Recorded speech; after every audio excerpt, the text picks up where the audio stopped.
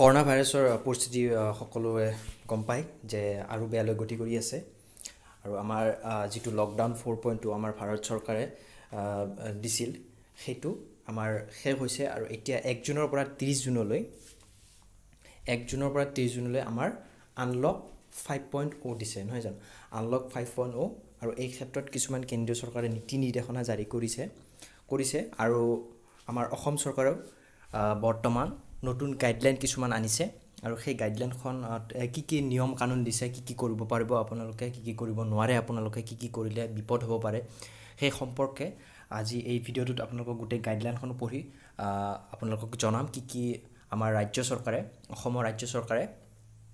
নিৰ্দেশনা দিছে কি গাইডলাইন দিছে সেই সম্পৰ্কে আৰু আপোনালোকক অনুৰোধ জনাও আপোনালোকে অতি জৰুৰী কাম থাকিলে যেনে ধৰক খোৱা বস্তু কিনিবলগীয়া থাকিলে বা মেডিচিন কিনিবলগীয়া থাকিলে চিকিৎসালয়ত কিবা ডাঙৰ বেমাৰ বা তেনেকুৱা যাবলগীয়া থাকিলে তেনেহ'লে যাব ঘৰৰ পৰা ওলাব অন্যথা আপোনালোকে ঘৰৰ পৰা নোলাব কাৰণ এইখিনি সময় বহুত জটিল সময় আৰু একেদিন আপোনালোকে যদি ঘৰত থাকি নিজকে সেভ কৰে লগতে পৰিয়ালবৰ্গক বা নিজৰ গাঁও চহৰখনক যদি ৰক্ষা কৰিব পাৰে এই কোভিড-19 বেমাৰৰ পৰা তেতিয়াহ'লে ভৱিষ্যতে আমি সময় পাম এইবিলাক কাম কৰিবলৈ বাহিৰত যাবলৈ নহয় জানো বেলেগ কামত ঠিক আছে এতিয়া অৰ্ডাৰখনত কি আছে আপোনালোকক জনাই দিছোঁ এখন অৰ্ডাৰ 1 জুন তাৰিখে ৰিলিজ কৰা হৈছিলে 2020 বৰ্ষ 1 জুন তাৰিখে সো আনলক 5.0 মানে কি আনলক কিছু ক্ষেত্ৰত শিথিলতা আনিছে কিন্তু লকডাউন উঠি যোৱা নাই আনলক মানে ইয়াতে বুজাইছে যে কিছু ক্ষেত্ৰত শিথিলতা কিছুমান দিছে সো এটা প্ৰথম পইণ্টত দিছে যে ৰিলিজিয়াছ প্লেচেছ অফ বা places of worship for public from 8 June 2020 subject to gathering of maximum 20 persons per hour. However, if any religious place has only a small area, the management committee of such মানে এইটোত কৈছে যে 8 June তাৰিখৰ পৰা আপোনাৰ religious places মানে যিবিলাক মন্দিৰ মছজিদ বা তেনেকুৱা ধৰণৰ যিবিলাক আমাৰ অনুষ্ঠান আছে সেইবিলাক আমাৰ 8 জুনৰ পৰা খোলা দিয়া হ'ব তাৰপিছত দিছে hotels restaurants and other hospitality services from 8 June 2020 maintaining social distancing with 50% of local capacity at a time মানে হোটেল ৰেষ্টুৰেণ্ট এইবিলাক 8 জুনৰ পৰা খোলা নিৰ্দেশনা দিছে কিন্তু এই হোটেল ৰেষ্টুৰেণ্টবিলাকত ছ'চিয়েল ডিষ্টেঞ্চিংটো মেইনটেইন কৰিব দিছে আৰু 50% হে কেপাচিটি ৰাখিব দিছে মানে 50% মানুহে তাতে যাব পাৰিব shopping malls from 8 June 2020 maintaining social distancing এখিনি ৰিলেক্সেশ্যন হয় ইয়াতে নম্বৰ 1 পইণ্ট ইয়াতে এই পইণ্ট কিটা ৰিলেক্সেশ্যন মানে এখিনি খুলি দিয়া হৈছে সো শ্বপিং মলবিলাক 8 জুনৰ পৰা খুলি দিয়া হ'ব আৰু social distancing মেইনটেইন কৰিব দিছে তাৰপিছত 4 নম্বৰতে দিছে open spaces and public parks for yoga morning walk এইবিলাকৰ যোগা মৰ্ণিং ৱাক কৰিবৰ বাবে এইবিলাক 1 জুনৰ পৰা খুলি দিয়া হৈছে অপেন স্পেচেছ মানে মুকলি ঠাইবিলাকত আপোনাৰ মৰ্ণিং ৱাকশ্বপ কৰিব পাৰে persons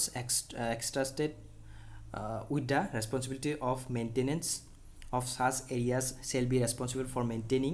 social distancing and hygiene norms ঠিক আছে film and video shooting for both government and private in open spaces and studios by maintaining social distancing from 1st June 2020 মানে film video shooting এইবিলাক social distancing maintain কৰি খুলি দিয়া আছে 1 জুনৰ পৰা barber shops and parlors of hair trimming purposes only from 1st June 2020 maintaining social distancing and strict use of masks and gloves with very frequent sanitization মানে sanitization তাৰপিছত mask glove মুখত mask মাৰি যাব লাগিব আপোনাৰ সেলুন খুলি দিয়া আছে 1 জুন তাৰিখৰ পৰা চুলি কাটিব পাৰিব আপোনালোকে তাতে ছ'চিয়েল ডিষ্টেঞ্চিং মেইনটেইন কৰিব এইটো আপোনাক খৰাই দি আছে চৰকাৰে তাৰপিছত দিছ গাইডলাইনছ SLB ঠিক আছে তাৰপিছত আমাৰ দ্বিতীয়খন গাইডলাইন 2 নম্বৰ পইণ্টত দিছে নাইট কাৰফিউ মানে ৰাতি কাৰফিউটো ৰাতি থাকিব ইয়াতে দিছে যে movement of individual cell remain strictly prohibited between মানে এইটোত কৈছে আপোনাৰ নিশা 9 বজাৰ পৰা আপোনাৰ ৰাতিপুৱা 5 বজালৈ 9 PM to 5 AM আপোনাৰ বন্ধ কাৰফিউ থাকিব সো সেইখিনি সময়ত কোনো ধৰণৰ আপোনাৰ গতিবিধি কৰিব নোৱাৰিব এক্সেপ্ট মানে দৰকাৰী এক্টিভিটিছৰ বাবে আপুনি যাব পাৰে, যেনে মেডিচিন চিকিৎসাৰ লগত জড়িত তেনেকুৱা ধৰণৰ কাম কৰিব পাৰিব আপুনি। কিন্তু বাকী এনেই আপুনি ঘূৰা ফুৰা কৰিব নোৱাৰে ৰাতি 9 বজাৰ পৰা পুৱা 5 বজা পৰ্যন্ত। Protection of vulnerable persons above 65 years of age, persons with comorbidities, pregnant women and children below the age of 10 years are advised to stay at home except for essential and health purpose. 65 বছৰৰ ঊৰ্ধৰ ব্যক্তি, 65 বছৰৰ বেছি হোৱা ব্যক্তিসকল ঘৰৰ পৰা ওলাবলৈ মানা কৰিছে। যদি কোনো চিকিৎসা সংক্ৰান্তত ওলাব পাৰে, কিন্তু বাকী আন সংক্ৰান্তত ওলাব মানা কৰিছে। আৰু প্ৰেগনেণ্ট ওমেন, তাৰপিছত ল'ৰা ছোৱালী, সৰু সৰু ল'ৰা ছোৱালী 10 বছৰৰ তলত বা 12 বছৰৰ তলত তেওঁলোকক ওলাবলৈ মানা কৰিছে। পিলিয়ন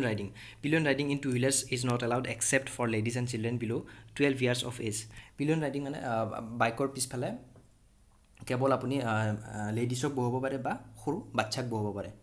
চ' বাকী আপুনি ছিংগলভাৱে ট্ৰেভেল কৰিব লাগিব, অকলে ট্ৰেভেল কৰিব পাৰে আপুনি বাইক এখনত। চ' সেইটো কৈছে। তাৰপিছত cinema hall, gymnastic, swimming pool এইবিলাকতো বন্ধ থাকিবই আপোনাৰ। এণ্টাৰটেইনমেণ্ট পাৰ্ক, থিয়েটাৰ, বাৰ, তাৰপিছত অডিটৰিয়াম আদি আপোনাৰ ৰিমেইন ক্ল'জড মানে বন্ধ হৈ থাকিব। তাৰপিছত